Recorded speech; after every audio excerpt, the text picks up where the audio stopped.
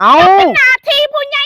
เขตบ้านการเมืองจะสิมาแบ่งให้แบ่งหน้าจัง กับ ได๋ แบ่ง คอยพี่เป็นผู้ใหญ่มันพูดแบบสิวันนี้กูสิขามันไปพอผู้ใหญ่ อันไหนล่ะบ่าว พอผู้ใหญ่ต้องแบ่งให้ผมฟังทางทิศตะวันตกเด้อพอผู้ใหญ่ต้องแบ่งให้ผมทางทิศตะวันตกเด้อหน้าไม่เท่า โอ้สิแบ่ง มื้อนี้ เอาเองเลย แม่นมื้อนี้เจ้าต้องมาเป็นพยานให้ผมเด้พอผู้ใหญ่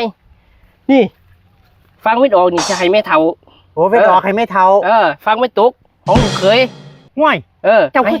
คือเชียวหลายคนเล่าแห้งสิ เอาหลายแล้วเนาะข่อยเป็นลูกเขยแหม โอ้จะเป็นลูกเคย นั่น เล่าเท่าแล้ว เจ้าต้องเข้าข้างข่อย เอ้ย เด้อ ได้ พอผู้ใหญ่ ได้ ข่อยจะให้เจ้าขวดใหญ่นึงมื้อแรกกันผ่าน ขวดใจนึง ได้เลยถ้าเจ้าฟังนี่เนาะ แม่ ให้ น เราจะเป็นออกเนาะ แม่น ฟังหน่อยนะให้เล่า เวลามาพอดีเลยว้าวมันขาดเลยพอผู้ใหญ่ ได้เดี๋ยวคอยจัดการให้คอยเป็นผู้ใหญ่แล้วต้องเสื้อคอย ไปจัดการเลยพอผู้ใหญ่ไป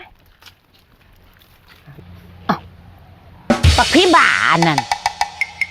มันมาอีหยังมีหอดผู้ใหญ่ใหม่สูงโอ้ยกูงึดได้บาทนี้เรื่องของเรื่องแม่นหยังเนาะบาทนี้เนาะโอ้ย ผู้ใหญ่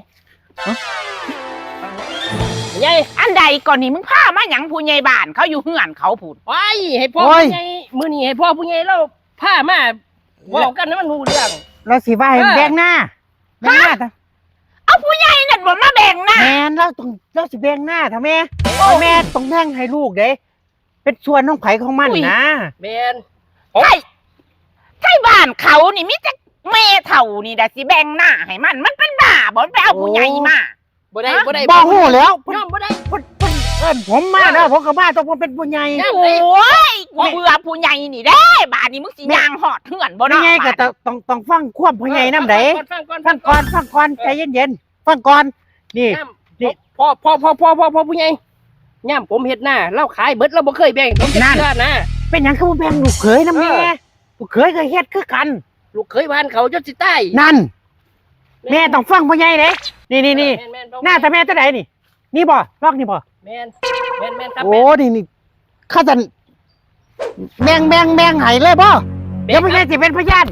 นี่ให้แม่เฒ่าทั้งนี้บ่ตอนนั้นออกว่าแต่แม่เบิ่งไอ้ เจ้าเว้าเลย เอ้า ข่อยบ่ได้ย่านได้ซ้ำผู้ใหญ่นี่ ห่วยบ่ยานจังได๋ ข่อยสิไปย่านเจ้าอีหยังนี่มันหน้าข่อยมันสิทธิ์ข่อยเต็มร้อย เอ้า หน้าที่ผู้ใหญ่เขตบ้านการเมืองจะสิมาแบ่งให้แบ่งหน้าจัง กับ ได๋ แบ่ง ได้ข่อยพี่เป็นผู้ใหญ่ บ่ มันพูดแบบ เฮ้ย สิวันนี้กูสิขามันไปทั้งผู้ใหญ่ทั้งลูกเขยนี่พาขัวใส่มึงเลย ห่วย